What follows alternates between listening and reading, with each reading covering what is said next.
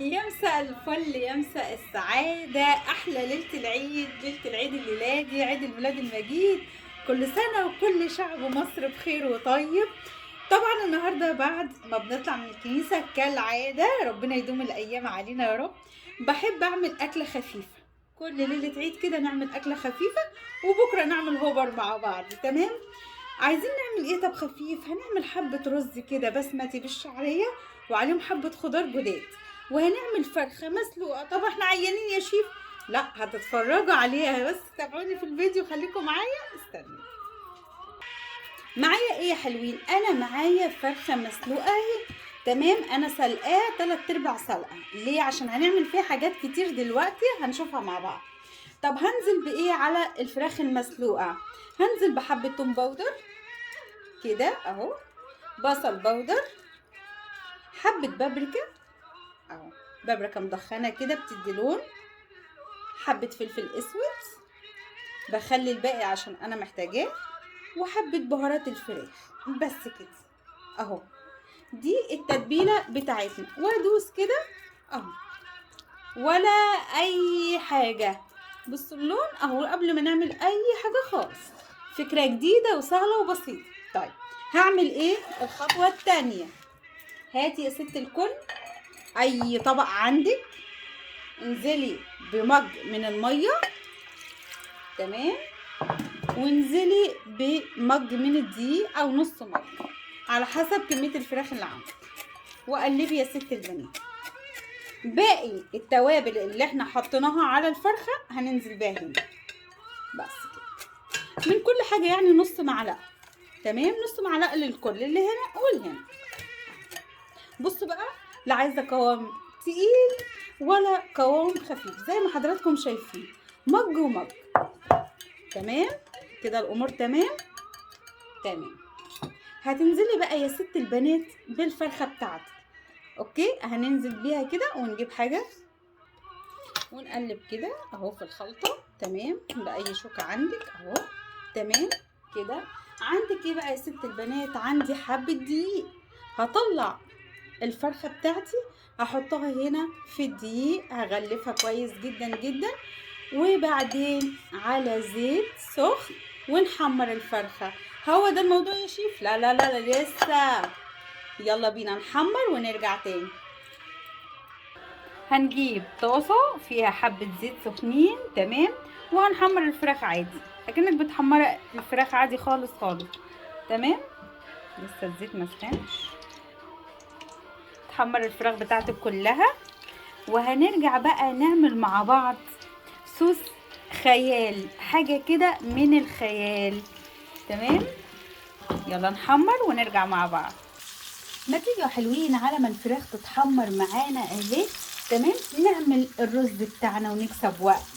تمام، خلينا شاطرين كده. نزلت بمعلقه سمنه كبيره او زبده.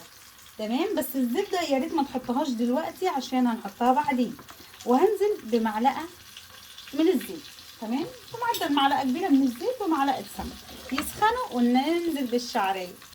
معانا ايه يا حلوين؟ قد ايه شعريه؟ انا معايا مج من الشعريه، عليهم مجين من رز البسمتي.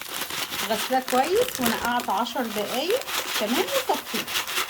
احنا هنحمر كده الشعريه. كتري قللي زي ما انت عايزه. نديها تشويحه كده تبتدي تحمر معانا ونشوف هنعمل ايه. الشعريه احمرت شويه اهو يا حلوين. هننزل بايه؟ بحبه خضار، مش حابه ما تحطوش ماشي، بس لا هيدي يعني طعم والوان حلوه جدا جدا جدا. انا هحط حبه صغيره. تمام اهو، نديها تشويحتين كده بالخضار، وننزل بقى بحبه زبيب لو متاح عندك. ممكن تستغنوا عن الخضار لو ما بتحبيش الخضار. تمام، حط الزبيب بس لو حابه. كده خدنا تشويحتين، وهننزل بقى. بصوا الشكل حلوين، بصوا حبه رز انا اول مره بصراحه اعملهم، فهيعجبوكم جدا جدا ان شاء الله. انا نزلت بمجين من الرز البسمتي، معلش عشان انا بصور نفسي فكان لازم اقلب جامد كده. تمام. مجين من الرز البسمتي، غسلتهم كويس ونقعتهم زي ما قلت لكم. تمام. انا هحط ايه تاني؟ انا هحط ملح بس، انا مش هحط اي نوع توابل تاني. واحط معلقه سمنه بلدي. ده كل اللي انا هعمله. هحط الملح اهو، ملحي بقى زي ما انت عايزه. تمام، وقلبي. وهنحط ايه تاني؟ الميه المغليه، وبعدين نحط السمنه. هننزل بقى بالميه اهي. كل مج من رز البسمتي عليه مج ونص من الميه. وقلبي يا ست الكل كده. بامانه احلى حبه رز هتاكلوهم النهارده بسمتي، وسمنه بلدي بقى على الوش كده، وادعيلي غلوه ووطي عليها. وتعالوا بقى نشوف المرحله الثالثه للفراخ. هنعمل ايه بقى للفراخ اللي احنا حمرناها؟ سلقناها، تبلناها وحمرناها زي ما شفتوا. وهنعمل لها بقى حبه صوص كده حكايه. عباره عن ايه؟ معلقه سمنه، معلقه سمنه كبيره. تمام. هننزل بايه على السمنه؟ هننزل بمعلقه كبيره من العسل الابيض اهي، معلقه كبيره من العسل الابيض. وقلبي بقى يا ست الكل. بصوا احنا هندلع حبه الفراخ النهارده، هيفضلوا يعني مش هيكون ليهم حل اصلا. حاجه جديده جديده جديده. عندك كاتشب حار حطي لو حبه مثلا يعني. عندك صويا صوص تمام، اللي موجود في البيت عندك هنحط منه.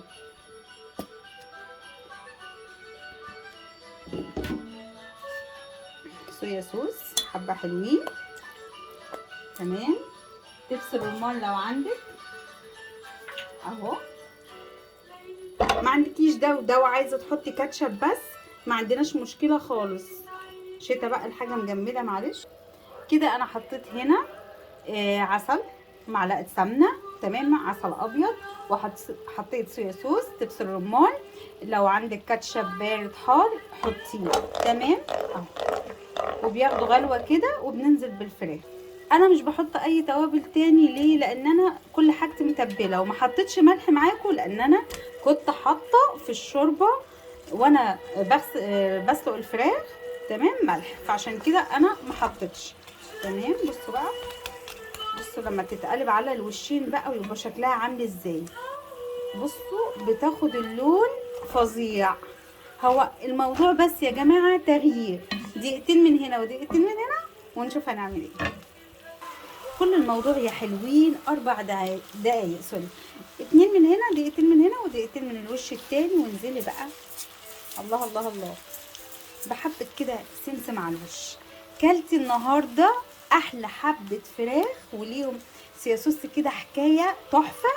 وحبة رز بسمتي يعني. بصوا بصوا شكل الرز وهو على النار لسه مستواش. ده شكله، بصوا شكله ظريف جدا جدا جدا. يلا نقدم مع بعض، يلا بينا.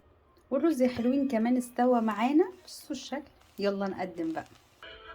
ورجعت معاكم يا حلوين بعد ما عملنا احلى حبة رز بسمتي بالشعرية حكاية. بصوا مفلفل، بصوا الشكل، بصوا الدخان. احلى حبة رز بأمانة تعملهم الليلة دي. تغيير تغيير. بصوا الشكل مع الالوان يعني. بصوا حكاية بقى. مش هينفع ناكل دلوقتي بقى بعد الكنيسة.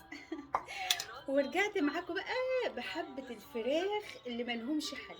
حاجة جديدة وجميلة وشياكة، ومدية طعم ومزة كده وفظيعة. حاجات سهلة، حاجات بسيطة. يلا قبل ما تروحي الكنيسة اعملي بسرعة يلا كده وادعيلي. واللي مش هيلحق يعمل النهاردة يعمل بكرة على خير. كل سنة وانتم طيبين، كل سنة وانتم سعادة ومتهنيين وفرحانين، وعيد سعيد عليكم. وربنا يجعل يا رب أيامنا كلها أعياد واحتفالات، ويبعد عننا الغلا والوباء والحروب، ويبعد عننا أي حاجة وحشة. كل سنة وانتم طيبين، عيد ميلاد مجيد. وتنسونيش في العادة كالعادة في اللايك والشير وتفعلوا الجرس عشان يوصلكم كل جديد. وبألف هنا على قلبكم.